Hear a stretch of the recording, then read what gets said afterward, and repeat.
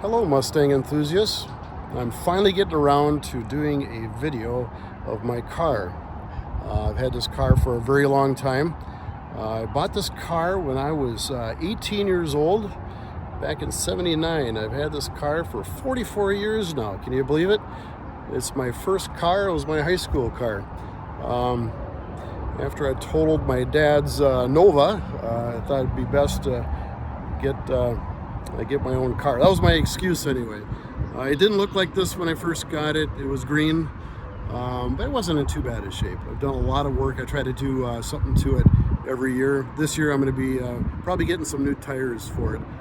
But anyway, I'm going to flip this camera around and show you what I got. I encourage anybody to comment and let me know if I'm right or wrong on any particular part of this car or comment I make. I love this car though, and I want to learn as much as I can about it. It wasn't until recent years that I learned it's a 68 and a half. I'll comment more on that a little bit later, but so I think I'm gonna stop here and turn it around. We'll start this walk around, and once again I'm gonna explain in some of the details this car has. It's pretty cool. 68 and a half brought a couple of new options to the Mustang. Once again, correct me if I'm wrong on some of these. I want to learn as much as I can about this car. So I hope you stick around.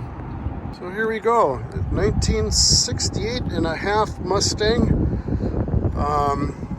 The story goes, I got this car painted about 20 years ago.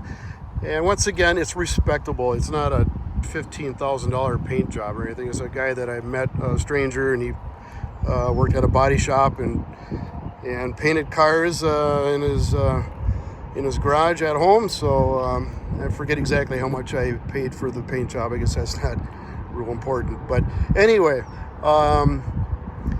68 colors. There's green, which the original color was green, white, red. It's like, man, I want something different. I want something different. So then I realized it's a 68 and a half. 68 and a half, in my research, they had a Acapulco blue that came out. So that was the color, man. I had to get Acapulco blue, and I just love this color.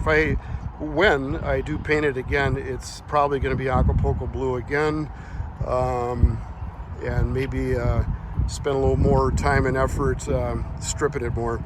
Once again, it's not like a A+ show car. It's got its issues on the bottom. It's got some rust. Not so much on the body though. I've got new fenders, quarter panels, but boy, for the most part, this car is original. I'm going to start out in the back, 68 and a half. A couple of really cool features of this car. We got a new bumper. Back in my high school days, I couldn't afford to get a new bumper. The original one was really, really bad. The chrome was, excuse me, peeling off. It was terrible. Then when I got the car painted, I found out the bumpers are really pretty cheap. So anyway, this is really cool. The pop-down hubcap. They don't all have that. I really, really like that. Gorgeous, gorgeous.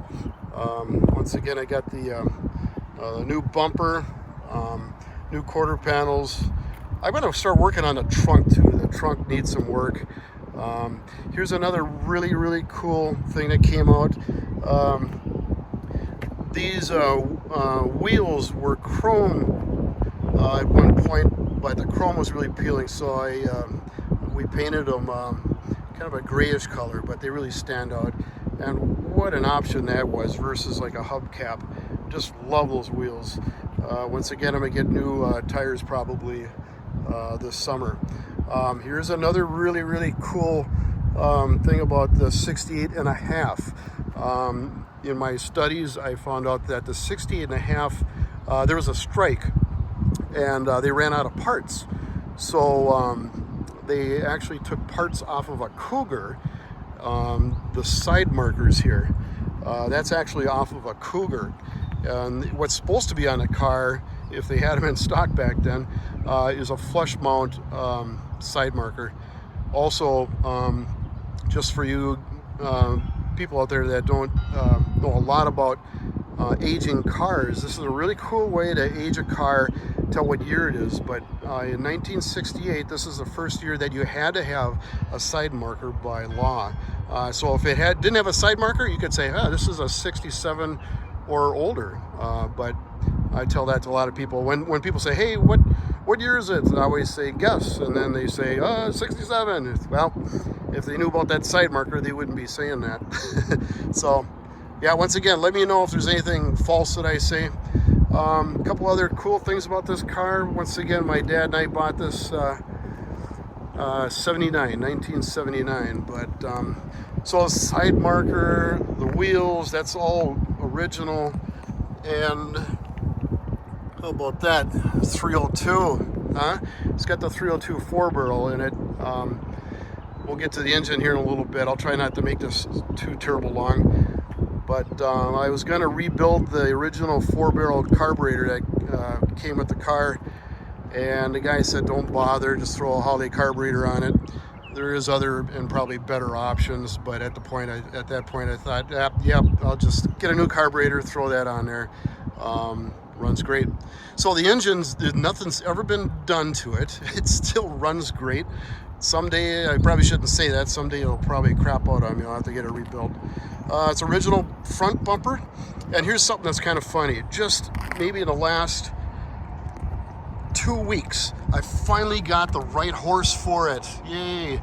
I got a horse put on, or I put it on, back in '79. It was given to me.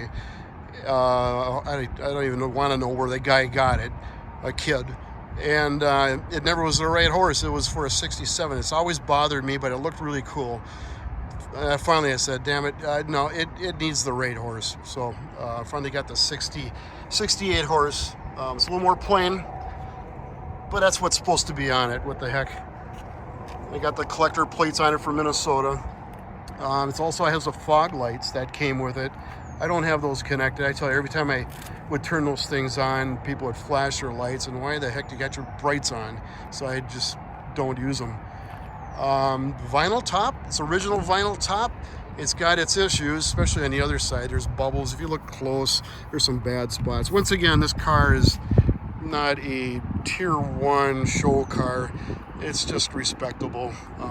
But just driving here to this parking lot in the church, I had somebody yell at me, nice car. So I get a lot of comments with it. I'll show you the vinyl top up here. It's stitching's coming loose here a little bit. I'm sure it has had gallons and gallons of what do you call armor all on that. I put a lot of armor all on it from day one when I got it. Let's just kind of go to the front here again, pop the hood. It's got some things in here that are kind of interesting. I got a new radiator.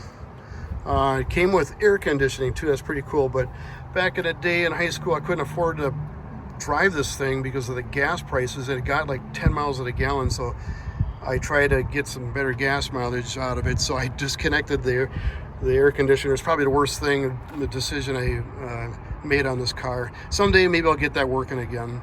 I got a big ugly red wire going here, just trying not to see that. That goes to an amp back of my trunk, so my stereo sounds better. And what else to tell you? If you guys know what Mustangs are like, I can pull the air filter off, but it's just a Holiday carburetor in there. Yeah, so there's a lot of new parts in there too. So there you have it, the under the hood 302 4-barrel. It goes pretty good. I think brand new, what was it, 230 horsepower, which is not outrageous. Now if it was the Boss 302, this thing would be worth a lot of money, but it's not. Oh well, but at least it's not a 6-cylinder. So I think I'll show you the inside now. I've done a lot of work on the inside. Reupholstered the seats, put new floorboards in, welded them in, new carpet, new side panels. This is new this year. I think they call that a scuff guard. And then the new kick panels in there. The back seat is all original and still looks great. I did have some mice get into it one winter, and the headliner has some holes in it, so I've been getting some black tape and patching them, but god dang it, that's a bummer. Everything works except for the gas gauge, and that's why I have my piece of paper here so I can see when I'm running out of gas. It is an automatic, and yes, that is a mouse trap there. How about that? With some peanut butter on the inside. So never again. Actually, I caught one this year when I took it out of storage in my garage. I looked in here, god dang it, there's a mouse in there. So I got another funny story to tell you. So originally I had an AM radio here with the push buttons, and this wasn't my idea, but it's a really cool idea. So in the trunk I had a windshield washer pump that was mounted on a ice cream bucket, and then you put the ice cream bucket in a cooler with ice around the ice cream bucket, and then behind this radio, not this radio but the one that came, the center button, I had a button on the back side. You couldn't see it, so when you pushed it, it engaged the pump in the trunk, the windshield washer pump, and it would pump your favorite beverage up a hose along the side here, up and underneath, and it'd come out here. So you'd push your button, fill up your drink. I tell you, you go to a drive-in with your girlfriend, and then you ask her if she wants a whiskey and Coke or something, and you push that button and fill it up. It was pretty cool. Not my idea, but great idea. So anyway, I think that is about it for now. Maybe I'll start it up and take a couple of videos of it running, and let me know what you think, and let me know if there's any information that I don't know about. 68 and a half. I'm just trying to learn as much. I tell you, I like this car more and more as time goes on, and just really appreciate it. My first car, how about that? So, all right, I'm gonna sign off, and let's fire this engine up.